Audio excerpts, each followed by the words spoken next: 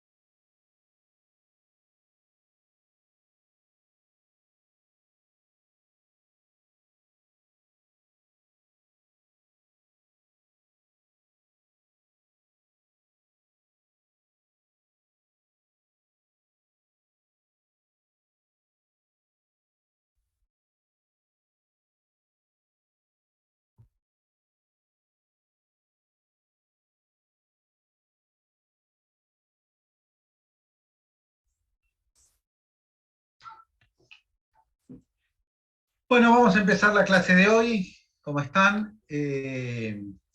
Como siempre decimos, si el que pueda encender la cámara, bienvenido sea, ayuda a la interacción. Los que no puedan, no hay problema.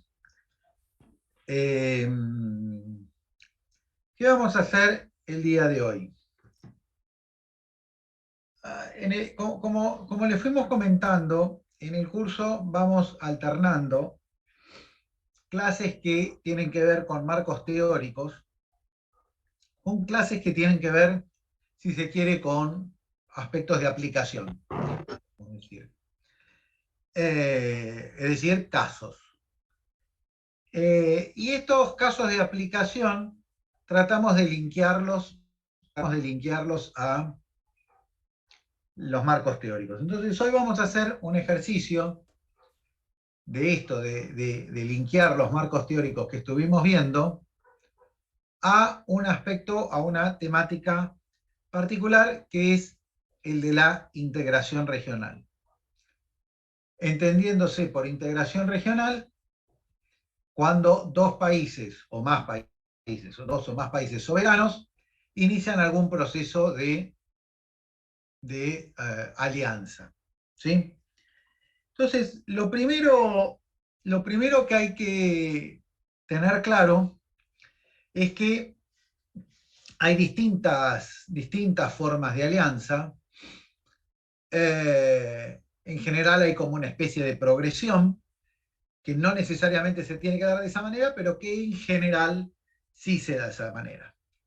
Entonces, para romper un poquito el hielo y hacerlos participar, ¿cuál es la primera instancia, o cuál es la primera forma a partir de los cuales los países pueden iniciar su proceso de integración regional? ¿Qué se les ocurre? Sí, simple, acuerdos comerciales. ¿Pero de qué tipo? ¿Acuerdos bilaterales de libre comercio? Bueno, ahí está. Entonces, más allá de los bilaterales, porque bilateral habla de dos, digamos, ¿no? Es decir, acuerdos de libre comercio. Entonces, lo primero que aparece en general es un acuerdo de libre comercio entre dos países o entre más países. ¿Cuál es el siguiente paso? ¿Cuál creen ustedes que es el siguiente paso?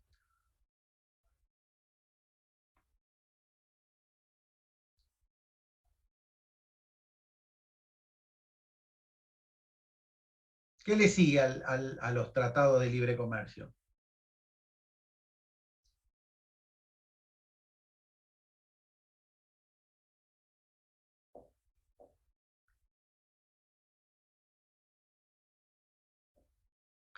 ¿Qué viene después del libre comercio?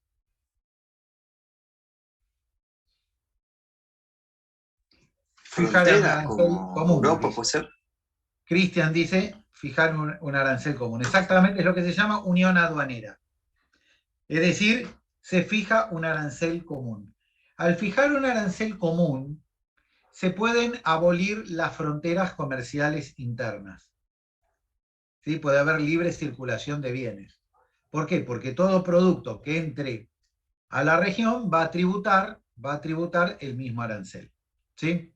Entonces, ¿qué proceso de integración regional está hasta el nivel de libre comercio? ¿Cuál de los que ustedes conocen está a nivel de libre comercio?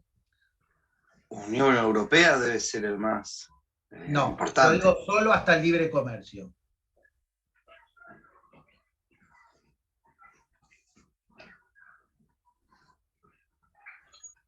Mercosur, el NAFTA. El NAFTA, ¿no? El NAFTA es un acuerdo de libre comercio. Mercosur, en cambio, empieza como una zona más de libre comercio, pero avanza a unión aduanera, porque existe el arancel externo común. Lo cierto es que después de avanzar hacia unión aduanera, hizo varios retrocesos. ¿Sí? Hizo varios retrocesos y el arancel externo común está bastante desdibujado. Pero lo cierto es que el Mercosur trató de avanzar hacia unión aduanera. ¿Qué le sigue después de la unión aduanera? Que implica libre movimiento de mercancías. ¿Qué le sigue?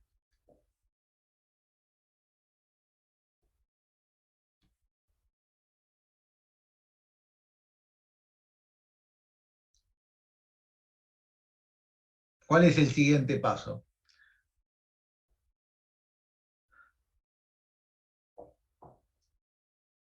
No sé si incluir el libre movimiento de capitales.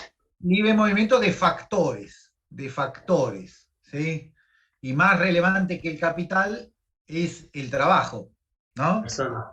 Entonces fíjense que cuando Inglaterra se va de la Unión Europea, uno de los problemas que tienen, ¿cuál es?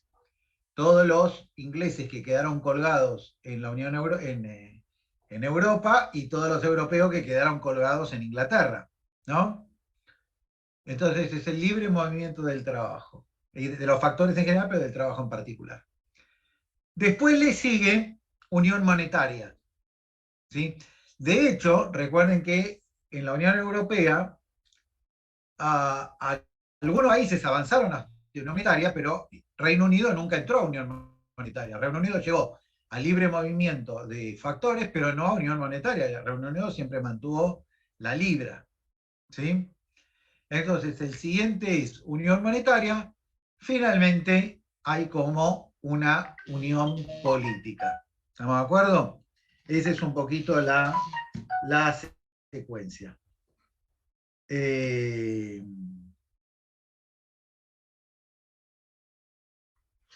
Bien. Sería entonces Tratado de Libre Comercio, Arancel Común, Unión Monetaria y Unión Política. Claro, exactamente. Exactamente. Bien. Bueno, entonces vamos a empezar con, esto simplemente fue una introducción, digamos, ¿no? Las secuencias en los procesos de integración regional. Entonces vamos a empezar a mirar ahora a estos procesos desde distintos lugares, desde distintas ópticas, desde distintas teorías. Y vamos a empezar por la teoría neoclásica, ¿sí? Entonces, la teoría neoclásica, ¿qué se imaginan? ¿Recuerdan qué postulaba la teoría neoclásica? ¿Cuál era el principal postulado de la vertiente normativa de la teoría neoclásica? División Internacional del Trabajo. Sí, pero recuerdan que habíamos charlado. Eliminar las barreras comerciales. Eliminar las barreras comerciales. En general era un enfoque que decía, vamos a eliminar las barreras comerciales y tratar de implementar políticas óptimas, ¿recuerdan? Y como en general la política comercial no era una política óptima, decía, conviene ir al libre comercio. Entonces la primera pregunta que nos tenemos que hacer es, bueno, ¿qué significa entonces un acuerdo de libre comercio para la teoría neoclásica? ¿Lo vería con buenos ojos o con malos ojos? Bueno, Y más o menos, digo, porque sería con un solo país, ¿no? ¿No estarían ellos un poco en contra o a favor de que sea con todo, más que con tu vecino? Y Tomás, que decía a favor, ¿por qué? porque sería una manera de eliminar el proteccionismo comercial. Bueno, entonces ahí están planteadas las dos cuestiones, ¿no? Uno podría decir, bueno, tendrían que estar a favor porque es un paso hacia o sea, es un paso a eliminar barreras comerciales. ¿Estamos de acuerdo? Es como un paso al libre comercio. Pero ahí se me movieron. Que era Francisco que dijo que tendría que ser con todos, pues se me movieron los cuadraditos. Sí, sí. Bueno, entonces, pero Francisco dice, no, tendría que ser con todo, no con uno solo. Porque si es con uno solo, ahí ya no podemos estar tan seguros. ¿Y por qué no podemos estar tan seguros? Por lo siguiente. ¿Recuerdan cuando hicimos en la clase de los países del sudeste asiático y también cuando comentamos la vertiente normativa para el caso de la Argentina, este tema de que si la apertura era asimétrica no necesariamente reducía distorsiones? ¿Recuerdan eso? Que decíamos, si vos bajás a todos los sectores está buenísimo, pero si bajás solo a un sector y no a otros, por un lado bajás las distorsiones, pero por el otro lado las aumentás. ¿Recuerdan eso? Bueno, Sí, sí. el mismo argumento aplica a esta cuestión. Entonces, ¿qué ocurre? Vamos a compartir. ¿Cómo era que se hacía? Siempre me olvido de esto. Whiteboards, acá. Entonces, uy, me guardó el autito. Qué bueno. Bueno, entonces, vamos a poner acá socio. Vamos a poner acá resto del mundo. ¿Sí? Y entonces acá vamos a poner las importaciones. Antes. Ex ante. ¿Sí? Y acá vamos a poner importaciones ex post. ¿Vamos? Bueno, esto habría que correr un poquito.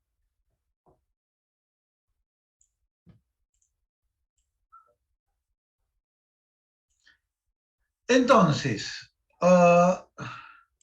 supongamos dos sectores en los cuales el país no tiene, sí, ahora vamos a poner también acá, vamos a poner acá a el país, vamos a poner Argentina, pongamos, ¿no? Y vamos a hacerlo acá, vamos a poner Brasil, así lo hacemos más personalizado. ¿Sí?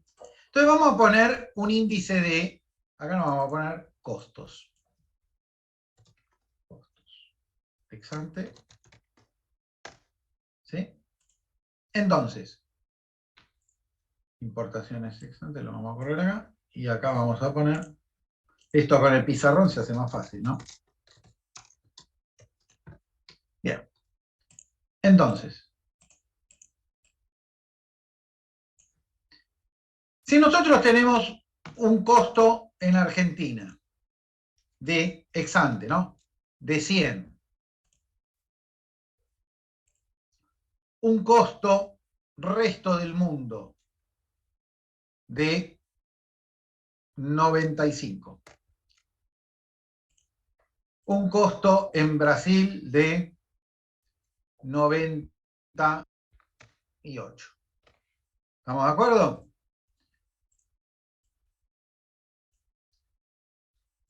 Y la Argentina está aplicando un arancel del 10%.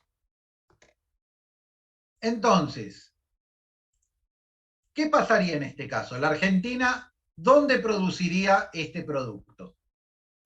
¿O de dónde se abastecería?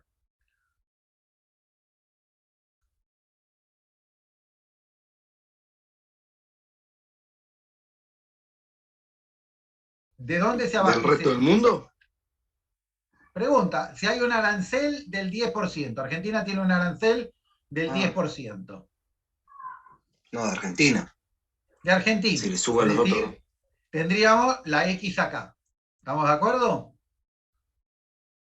Y si hago un acuerdo de libre comercio con Brasil, ¿sí?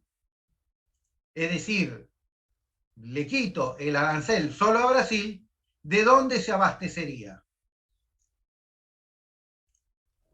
De Brasil. De Brasil. Bueno, entonces, ¿qué es lo que dice la teoría neoclásica?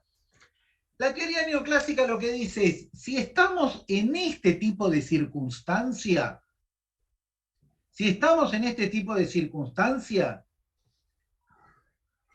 la integración comercial es positiva. ¿Estamos de acuerdo? ¿Por qué? Si hay alguien que está, ahí está. La integración regional es positiva. ¿Por qué?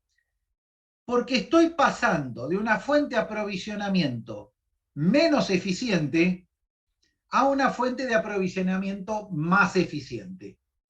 Estoy creando comercio. ¿Estamos de acuerdo? ¿Me siguen en esto? Antes no había comercio y ahora sí lo hay.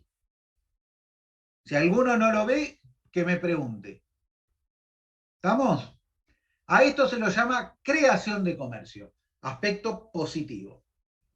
Ahora vamos a suponer que en realidad resto del mundo no tenía 95, resto del mundo tenía 88 de costo. Entonces la pregunta es, ¿de dónde se abastecía Argentina al principio?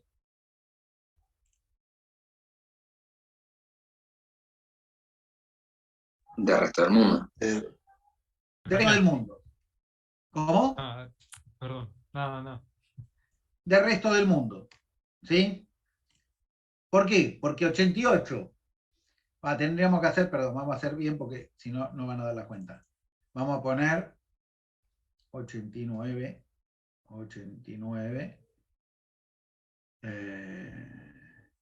Y acá le vamos a poner 96. ¿Sí? Entonces, se aprovisionaba del resto del mundo. Es decir, ya había comercio. Ahora, después que se hace la zona de libre comercio, ¿de dónde se va a abastecer? Ay, sí, de Brasil. Ahora sí, de Brasil. Entonces, fíjense que acá no hay creación de comercio, hay desvío de comercio. ¿Estamos de acuerdo? La región en su conjunto está pasando de abastecerse del lugar más barato a un lugar más caro, que es lo inverso que lo que ocurre en la creación de comercio. En la creación de comercio teníamos la X acá y pasaba a Brasil, entonces pasábamos de abastecernos de un lugar menos eficiente a un lugar más eficiente. Pero en este caso, estamos pasando de abastecernos de un lugar más eficiente a uno menos eficiente, lo contrario. A lo primero lo llaman creación de comercio, a lo segundo lo llaman desvío de comercio. La creación de comercio está buena, el desvío de comercio está malo. Entonces la pregunta es, ¿cuándo un proceso de integración regional es positivo? Y entonces la conclusión que sacan es cuando la creación supera al desvío. Cuando la creación de comercio supera al desvío de comercio. En ese caso, la integración regional ayuda y no perjudica. Y en cualquiera de los casos, es un segundo mejor a un libre comercio absoluto. Porque si le siguen preguntando a la teoría neoclásica va a seguir diciendo lo mejor es el libre comercio con todos. ¿Estamos de acuerdo? Bien. ¿Entendieron este concepto o hay alguno que tiene alguna duda?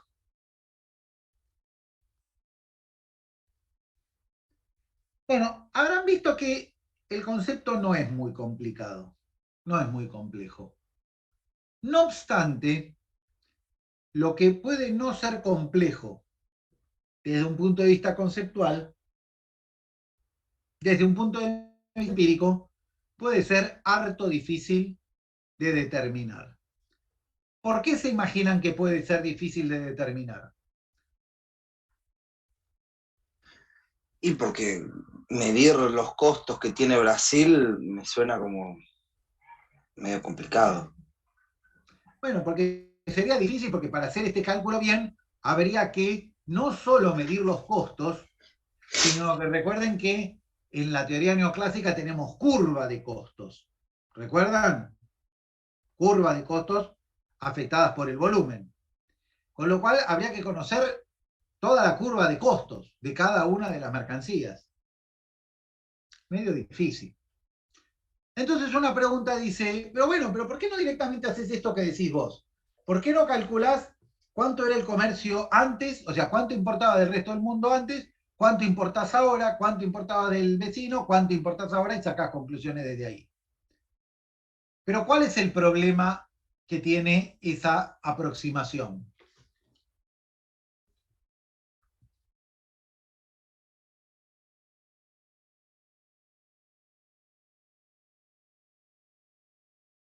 ¿Cuál es el problema que tiene esa otra forma de tratar de medir esto? De agarrar y decir, bueno, mira, tomo un periodo anterior a la integración regional, analizo qué importa y de dónde importa, y después analizo lo mismo después del proceso de integración regional.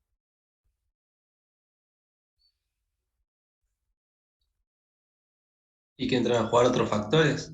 Que entran a jugar otros factores, es decir, que yo estoy asumiendo un contrafáctico, ¿no?, de que nada cambió, de que no pasó nada, de que los países no crecieron. Porque imagínense que si los países crecen o decrecen, entra a jugar la elasticidad de ingreso de cada uno de los tipos de importaciones. ¿Se entiende? Es decir, que si entre el periodo preintegración y el periodo postintegración hay un crecimiento, no sé, del 20% del PBI, ese crecimiento del 20% del PBI por sí solo puede afectar la estructura y el origen de las importaciones, independientemente de que haya o no un proceso de integración regional. Entonces, un concepto que desde la teoría es bien sencillo, vemos que tratado de llevar a la práctica puede ser bastante engañoso. ¿Sí? Yo una vez con... ¿ustedes habían hecho internacional? ¿Alguno había hecho internacional con Solz y Bertoni? Bueno, hace muchos No, años... yo no. Yo con Ramiro Bertoni, que es uno de los profesores de ahí de ese curso, pero hace muchísimos años, dijimos, bueno, vamos a analizar el tema este de la creación de desvío de comercio en el Mercosur, pero enfrentamos este tipo de problemas. Entonces lo que hicimos, gracias al quilombo macroeconómico que tenían ambos países, encontramos un bienio ex ante y ex post que en ambos países tenían el mismo PBI. Es decir, como no son países que crecen, con lo cual esta elasticidad de ingreso entra a jugar, lo que encontramos fue que entre las fluctuaciones había 2 bienios con el mismo nivel de PBI, y eso eventualmente podía ayudarnos a eliminar por lo menos el efecto de elasticidad de ingreso dentro del análisis. Pero básicamente es una triquiñuela metodológica que por otro lado deja de lado muchísimos otros factores, porque decían, estás dejando de lado otros factores. Bueno, yo les dije la elasticidad de ingreso, el PBI, pero después puede haber millones de otros factores, no sé, la guerra con Ucrania. La guerra con Ucrania cambia los costos, los precios internacionales, con lo cual todo análisis que pudiera hacer con esta otra metodología quedaba también afectado. Entonces, simplemente como para mostrar dos cosas. Uno, cuál es la mirada neoclásica de los procesos de integración regional. Segundo, lo difícil que puede ser medir incluso aspectos bien sencillos desde lo teórico, ¿no? Entonces, recuerden este tema del enfoque positivo, ¿no? Recuerden lo del enfoque positivo, que decíamos, qué difícil es gestionar políticas públicas, entre otras cosas, por falta de información. Entonces vos te estás diciendo, che, mirá, armo un proceso de integración, pero me suma, es recontra difícil saber si esto está siendo positivo o negativo, por lo menos desde el punto de vista neoclásico. A priori, pregunta, desde un punto de vista neoclásico, ¿sería mejor un proceso de integración entre países relativamente similares o entre países bien distintos?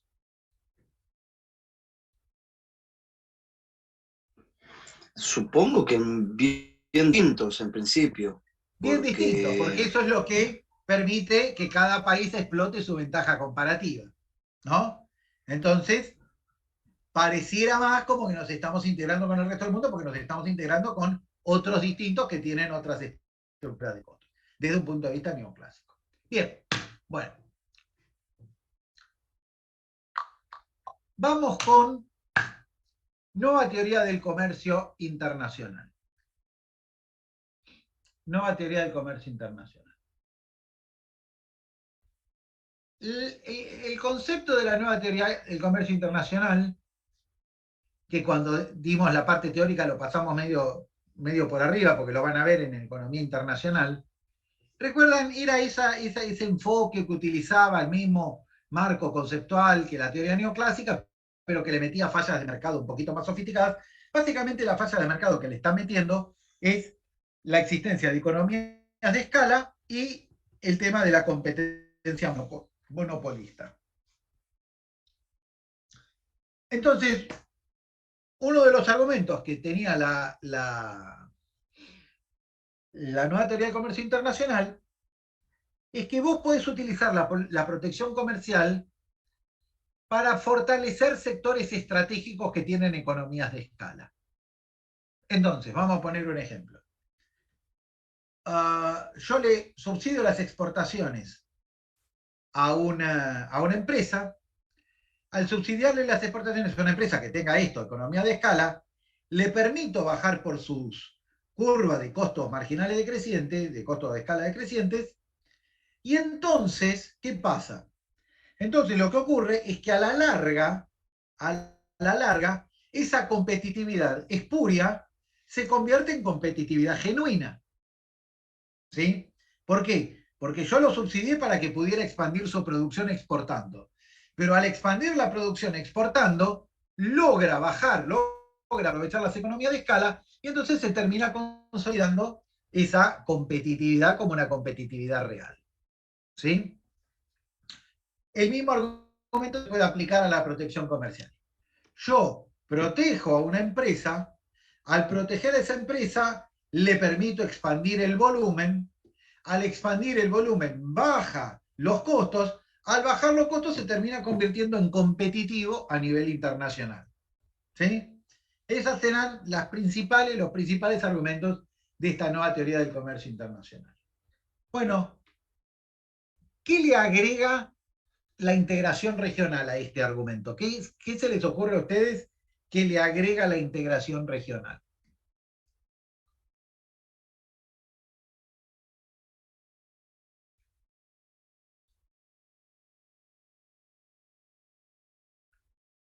¿Cómo verían desde este lugar los procesos de integración regional?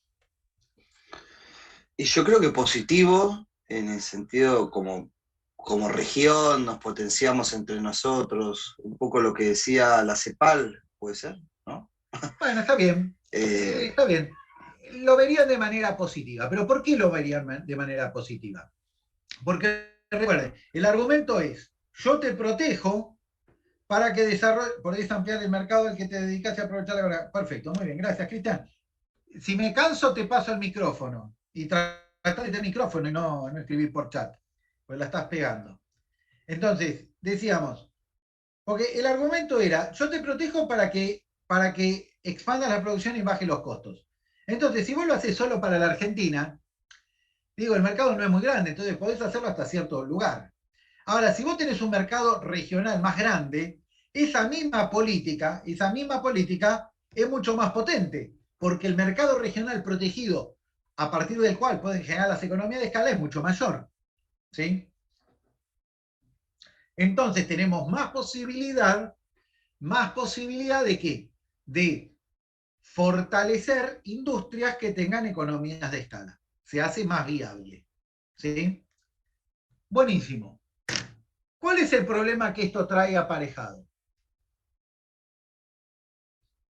¿Qué se les ocurre que es el problema que trae aparejado?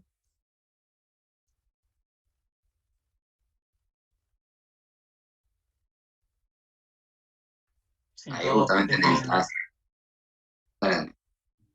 si todos protegen a la misma industria, se ¿Cómo? terminan pisando entre los países tal vez, si no hay delimitación a qué industria protege cada país. Bueno, ahí viene un poquito la cuestión. La cuestión es así. Es decir, está buenísimo el argumento, pero lo que no está claro es cuál de los dos países se queda con esa industria. ¿Estamos de acuerdo? Porque recuerden, la protección la hace toda la región, no es quien protege a qué cosa. Porque la protección es que tengan producciones parecidas terminadas necesitando un acuerdo como el de Toyota. Bien. Entonces, de vuelta, ¿cuál es el concepto? El concepto es, yo protejo al sector o protejo a la industria. Pero la cuestión es, ¿quién se queda con esa producción? Y uno podría decir, se la queda el más competitivo. El de los dos que es más competitivo. ¿Estamos de acuerdo? Bien, buenísimo. En 1991, cuando empieza, porque hasta el 91 veníamos hasta el 89 veníamos con acuerdos, ¿cómo se llama? Sectoriales. Y después se avanza en un proceso ya de zona de libre comercio y unión aduanera conjunta.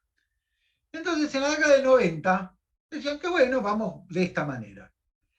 Pero empezaron a haber muchas preocupaciones en los sectores industriales, preocupaciones de los sectores industriales que me dieron un poquito de comer. Quiero decir que a partir de esas preocupaciones logramos vender un trabajo de consultoría desde la facultad. Porque ¿cuál era el problema? ¿Qué era lo que decían los industriales argentinos? ¿Qué se imaginan que decían?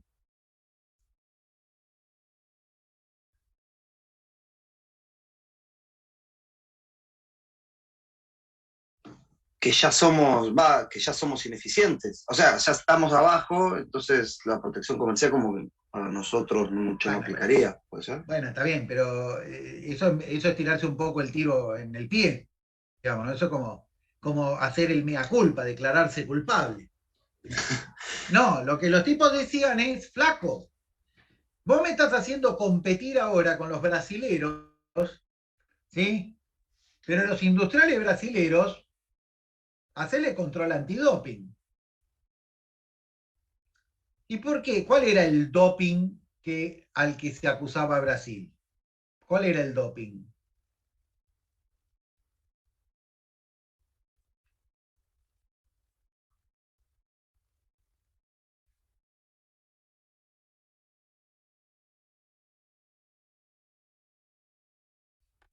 ¿Podrían ser, por ejemplo, subsidios? Exactamente, no podrían ser, eran. Entonces decían, no, escúchame, en Brasil están llenos de subsidios. Subsidios, promociones crediticias, regalan terrenos. Los industriales brasileños tienen una ayuda fenomenal. Entonces, si vos decís, mirá, protejamos, y que adentro de la región el que va a producir va a ser el que sea más eficiente, en realidad está siendo muy inequitativo. ¿Sí?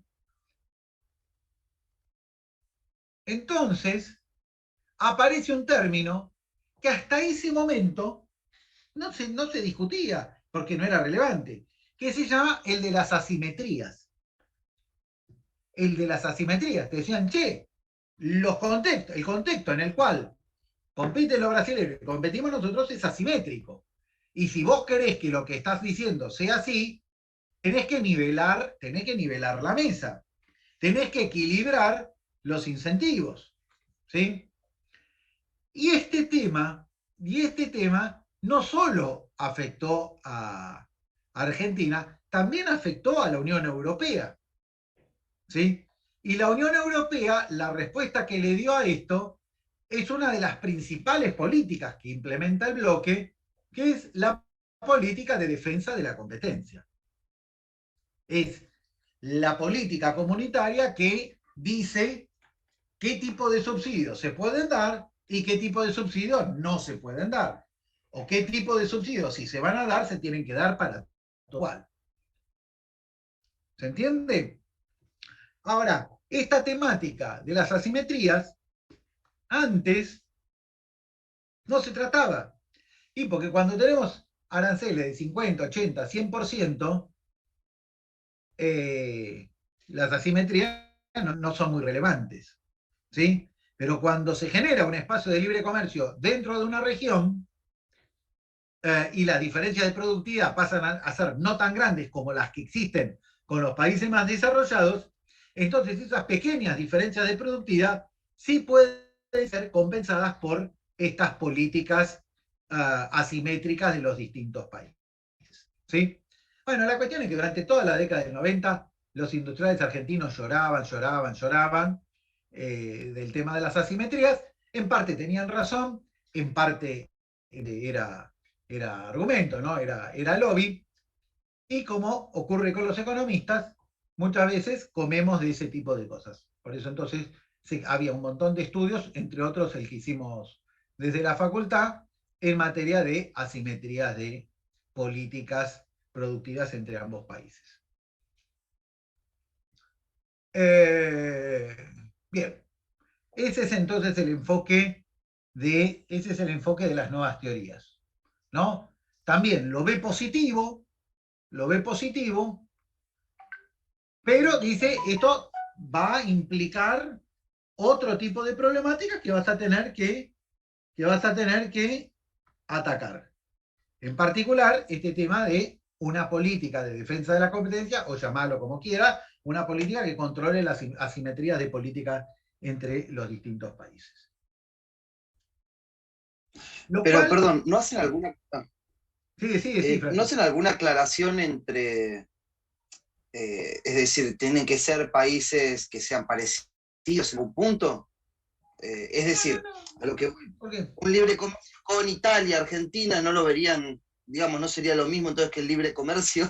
O sea, bueno, ¿por qué criticarían pero por eso, sí. pero por eso decía, estos argumentos de la nueva teoría son potentes en términos de esto, de generar un mercado más grande. Este problema de las asimetrías, este nuevo problema de las asimetrías, surge fundamentalmente cuando tenemos estructuras de costos en algunos sectores, por lo menos relativamente similares, que hacen que ambos países pudieran ser candidatos a tener el sector, ¿no? Y que lo que va a terminar decidiendo si va a ser uno o va a ser otro, van a ser los incentivos, ¿no? Los subsidios que se pongan en juego. Si vos tenés, no sé, la integración regional entre Argentina y Corea, y bueno, tal vez en ese caso, entonces, este contraargumento o esta objeción de las asimetrías no sea tan relevante porque, bueno, las diferencias de productividad son demasiado grandes como para que se compensen por un subsidio más o un subsidio menos. Bien. Vamos a ir ahora con otro enfoque diferente. Institucionalistas. ¿Qué planteaban los institucionalistas? Los institucionalistas, recuerdan que eran liberales, ¿no? Básicamente liberales. Y una de las cosas que plantean los institucionalistas, o uno de los enemigos, si se quiere, que tienen los institucionalistas, son los costos de transacción. Son los costos de transacción. Entonces, las instituciones, las reglas de juego, lo que hacen es reducir esos costos de transacción. Las mejores instituciones son las que más reducen esos costos de transacción. Bueno, nosotros desde la facultad, cuando era investigador ahí, también nos metimos en el tema este de la integración regional. Todas aquellas áreas donde no había que usar demasiada matemática compleja, integrales y eso, eran áreas donde uno se metía a trabajar y trataba de comer con consultoría de esos temas. Entonces, una de las cosas que hacen es meternos con una asociación, no sé qué cosa, de la Unión, financiada por la Comunidad Europea, que estudiaba temas de integración regional. Y entonces nos invitan a un congreso a España. Y entonces yo voy a ese congreso a España. Era justo cuando ya se había creado el euro, pero todavía no circulaba, es decir, era una moneda de cuenta nada más. Entonces la Comunidad Europea de esa época, entonces me dice, bueno, Pablo, venite al Congreso, te vamos a pagar el pasaje y te vamos a pagar tanta guita de viáticos en euros. Entonces yo fui ahí a España, llevé los euros, o no, llevé dólares, lo que sea, cambié, ¿no? ¿Cómo se llama? A pesetas. Y entonces uno cuando va con viajes financiados de esta naturaleza, básicamente la cuenta que se hace es que le tiene que alcanzar para el hotel el morfi y los regalos que tiene que traer a casa cuando vuelve de un viaje así. Entonces yo hice la cuenta y quedaba casi justo, y cuando vuelvo, entonces digo, voy a volver a cambiar la plata que me sobró. Y cuando voy a cambiar la plata que me sobró, me despacho con que el tipo de cambio que me querían cobrar era 10% más alto. Es decir, que la diferencia entre tipo comprador y tipo vendedor era del 10%. Entonces, cuando yo le pregunto a la chica que me atendía, que era como una especie de kiosco en la calle, ¿no? Esa especie de casa de cambio. Entonces, cuando le digo, pero ¿por qué está esta diferencia? Y me dijo, pues por motivos de lucro, ¿no? Es decir, me quiso explicar que, claro, que la empresa de cambios, digo, lucraba de esa diferencia entre los dos tipos de cambios. Buenísimo. Entonces, imagínense que un camión que iba de Alemania a Portugal tenía que salir de Alemania, cambiar marcos a francos, después cambiar marcos o francos a pesetas, y después cambiar a Portugal, que no sé qué moneda tenía. ¿Sí? Y cuando volvía lo mismo. Entonces, una cantidad de gasto, de transacción, de costos de transacción enormes. La unión monetaria, ¿qué hace? La unión monetaria reduce fenomenalmente esos costos de transacción. Y lo mismo hace la unión aduanera con los costos de transacción implícitos en todo lo que es el control aduanero. Porque con la unión aduanera podés eliminar las aduanas interiores y entonces nuevamente ese camión que salía de Alemania hasta Portugal y que tenía que hacer 3 aduanas para llegar, ahora no tiene que hacer ninguna. Entonces, desde un punto de vista institucionalista, la unión aduanera y eventualmente la unión monetaria son mecanismos, métodos que pueden ayudar enormemente a reducir los costos de transacción.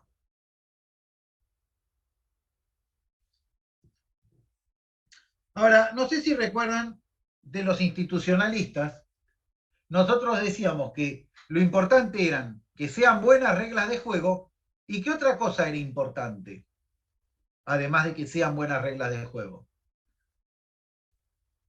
¿Quién se acuerda de cuál era el otro elemento crucial? De que no solo buenas leyes, llamémoslo. Sino que sean practicables. Que se hagan cumplir, que sean practicables, pero que se hagan cumplir. ¿Sí? Entonces acá aparece, y este es un debate que hace poquito salió, ¿no? De nuevo, de la mano de nuestro despeinado colega Milei. ¿Recuerdan qué planteó Milei?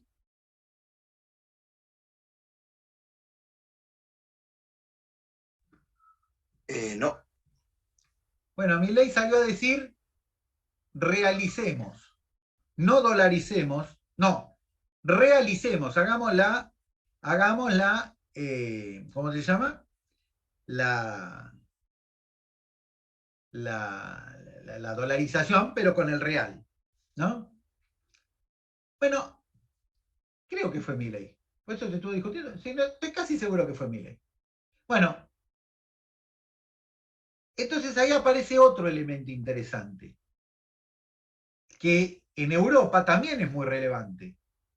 Porque antes vos tenías monedas fuertes y monedas débiles. Países con mucha credibilidad y países con poca credibilidad. Después pasas a tener el euro, defendido por un Banco Central Europeo y con reglas macroeconómicas similares para todos. Entonces, cuando acá te dicen, realicemos, ¿no? O sea, hagamos la caja de conversión con el real, lo que se está diciendo es, nosotros tenemos un problema, que es que una de nuestras instituciones más importantes, que es la moneda, ¿sí?, que son las reglas que guían a la moneda, no tienen credibilidad. Es decir, no podemos asegurarnos de que eso se maneje con alguna razonabilidad. Entonces, la integración regional, a través de la unión monetaria, lo que puede hacer es prestar credibilidad, prestar sustento. ¿Sí? Es lo que hace el euro, o sea, es lo que hizo el euro por muchos países europeos. ¿Sí? Que pasan a pagar una tasa en euros que es mucho menor que la que tenían que pagar cuando manejaban sus propias monedas. ¿Sí?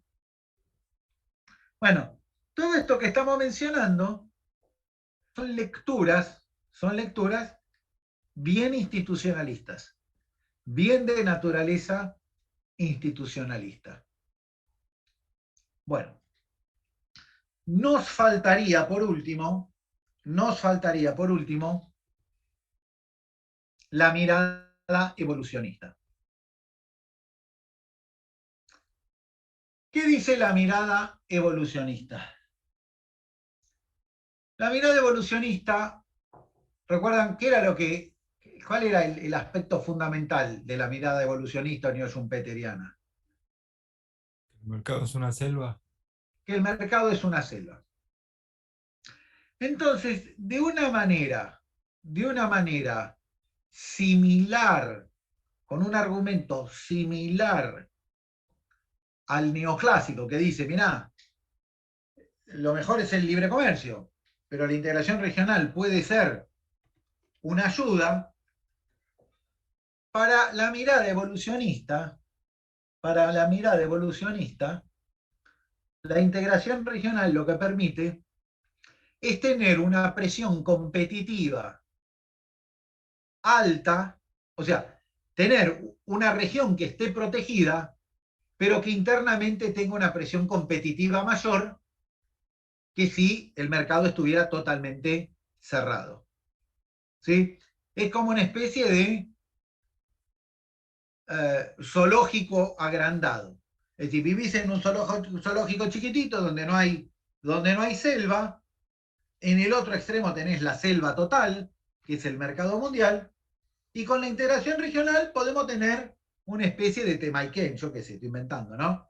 Algo intermedio, no llega a ser la selva despiadada, pero tampoco es cada uno en su jaulita comiendo de lo que le da el cuidador.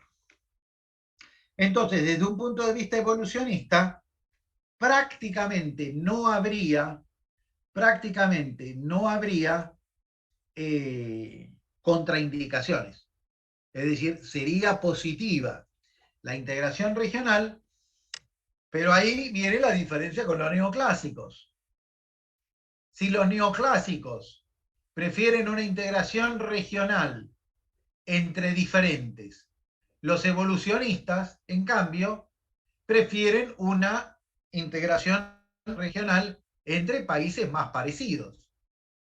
¿Por qué? Porque entre países más parecidos pueden crecer juntos, pueden desarrollarse juntos. Mientras que si vos haces una integración regional entre países extremos, lo que va a tender a ocurrir es que todo lo barato, todo lo mano de obra intensivo, bla, bla, bla, bla, bla, se va a quedar de un lado y todo el conocimiento, know-how, innovación, bla, bla, bla, bla, se va a quedar del otro. Entonces, fíjense que es interesante que todas las corrientes valoran a la integración regional. Algunos les ponen contraargumentos, algunos dicen, bueno, siempre y cuando se den ciertas condiciones, pero también dependiendo el tipo de teoría, es el aspecto positivo que van a valorar, es decir, aquello que van a decir en qué contribuye, y además aquello que hay que tener cuidado, aquello a lo que va a haber que prestarle atención para que eso no salga mal. ¿Sí? De vuelta, cada una de estas lecturas, cada uno de estos marcos conceptuales, mira la integración regional pero la mira desde lugares distintos. La mira le mira facetas distintas. Y entonces, de vuelta, la pregunta es, la integración regional, ¿con qué anteojos habría que mirarla? De todas las que estuvimos viendo, de las 4 que vimos, ¿con qué anteojos habría que verlas?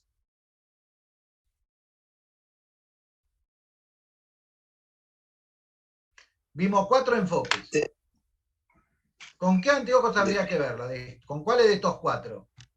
Con el neoclásico porque De- tienen los modelos consistentes. Con ¿Qué todo, opinan? depende de la situación. Claro, depende. Con todos. La respuesta es con todos.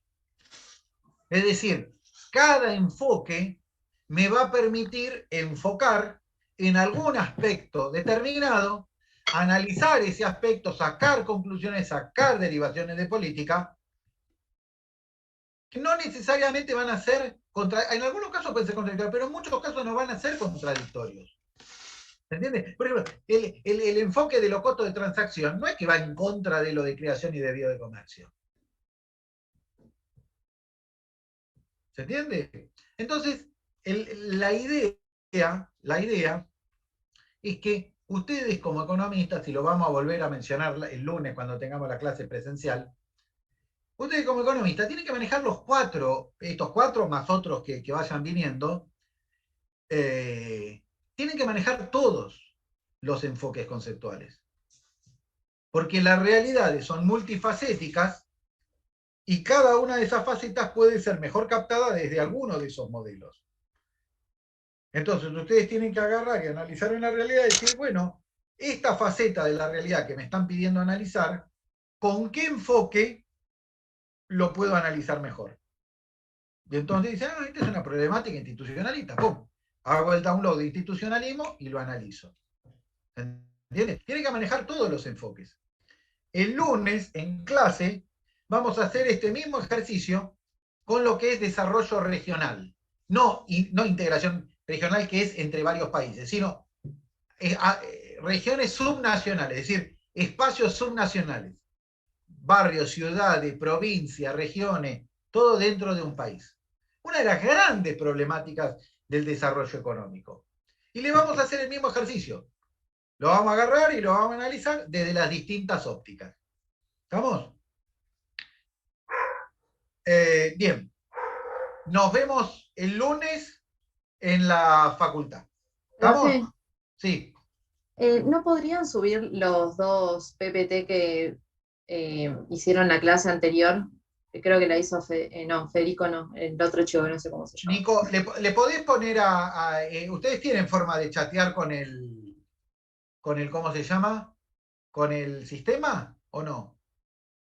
O si no, si tienen el mail de Federico, le podemos mandar a él, porque habían quedado en que él los tenía que subir, pero no los subió todavía. Bueno, yo le mando un WhatsApp, no se preocupen. Bueno, ok.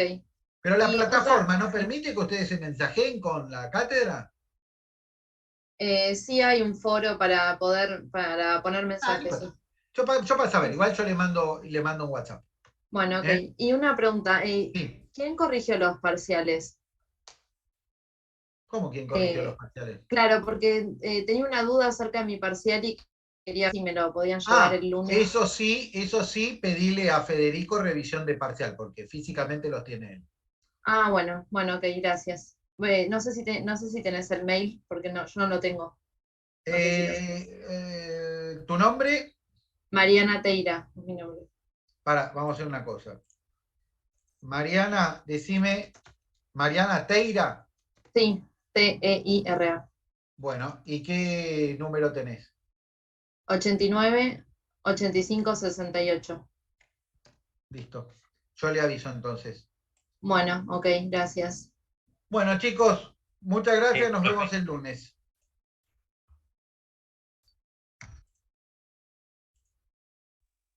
Chao. Chao, gracias.